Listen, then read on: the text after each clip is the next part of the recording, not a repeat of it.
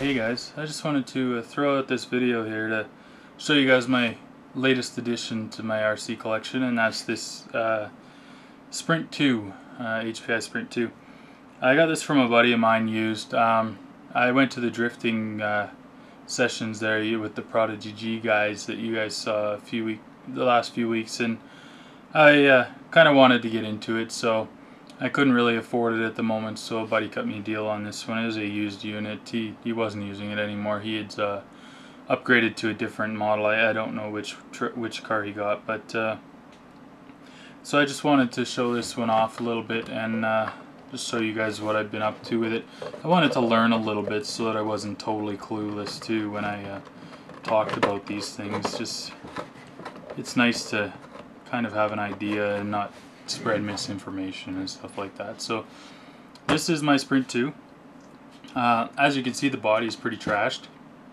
I really did that on purpose. This is the stock body that comes with this one, and the body was already wrecked a little bit, so I decided to just try to do something a little bit different.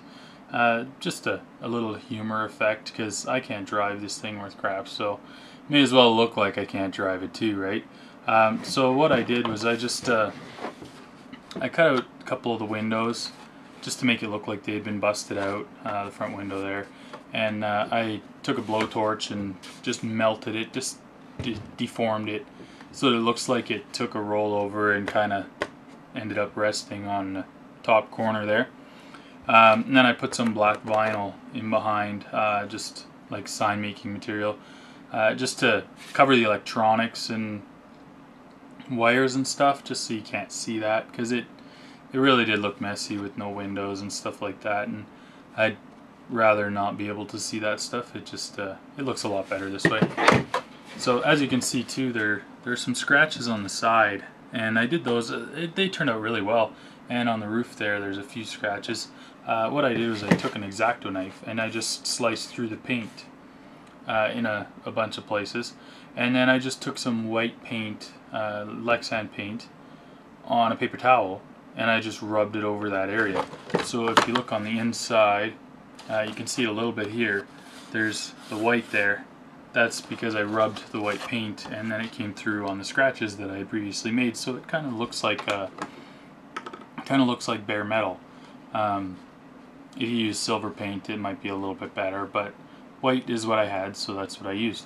So as you can see in there too, you can see the vinyl. It's just kind of draped over there so that you can't see through it. So you can't see the wiring and stuff like that.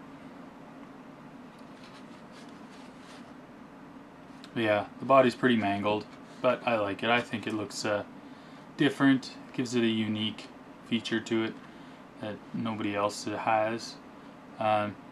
I'll do up a pretty body as well, but this one I just it was, like I said, it was trashed, so I figured why not make it look trashed intentionally. And now the body suits how I drive this thing, because drifting is not as easy as these guys make it look. So past the body there, here's the car. The first thing that I really did that I was pretty happy with the results is I made this mount here for the front. I still want to make it for the rear as well, but basically this is just a piece of Lexan that I put across the two body posts, and I put a couple of magnets under some tape here. This is just normal duct tape, and in the body I've got the same thing. So when I throw the body on there, just shake it around a little bit, it kind of self-centers itself, secures it on the front, and then I just have to get the back posts set. It's not perfect right now, but once like I said, once I get the back magnet mounted, it'll just be like a drop and it'll stay on there. This is a whole bunch different than drift or bashers and stuff. Like, you don't have to worry about the body falling off all that often. You're not going to be rolling it or anything like that. So so I just taped the magnets into the lid with some tape, and onto here with some tape, and it works really well. I got a couple of the magnets here. They're rare earth magnets. I ordered them off of eBay, and basically it's just a little tiny dime-sized magnet, and they're very strong. Like if I hold the two, they jump together quite well. So I wrapped those with tape, and they hold really well. You can get them off of eBay or whatever for relatively cheap. There's different sizes, different shapes, stuff like that. But anyways, onto the car here. Another thing that I did here was this front foam. I took some foam sheets. There's actually 4 there. I don't know if you can really see it all that well. And I used some shoe glue and glued them together to make a large piece. And then I shaped it to the shape of the body so that it would be a little bit more reinforced and it wouldn't crack the body or anything like that if I hit stuff, which I will. And it'll give it a little bit more strength and hopefully wreck the bodies a little bit less. But then, so that's that. The tires and wheels I haven't done anything with. The electronics I haven't done anything with. That's how it came. Sean, the guy I bought it from, he had already done a swap so that the motor's on the front. Typically the motor's on the back on this car. I'm not sure what the advantage is, but he said that it's better up there, so that's how I left it.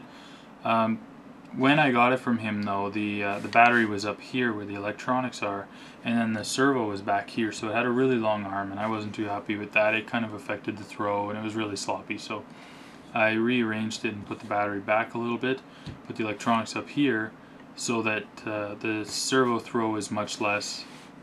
And I also shaved off the bump stops on the steering so I can get quite a bit more steering out of it.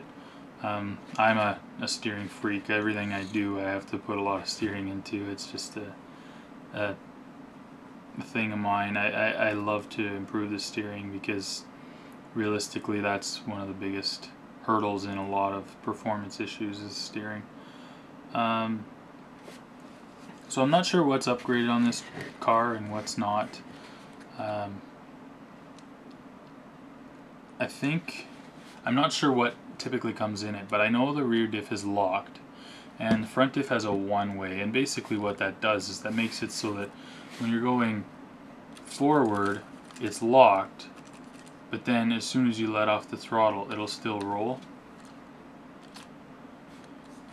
And the two are kind of not really locked together. I don't know, it's tough to explain. It's called a one-way. It's like a limited slip differential in a real car.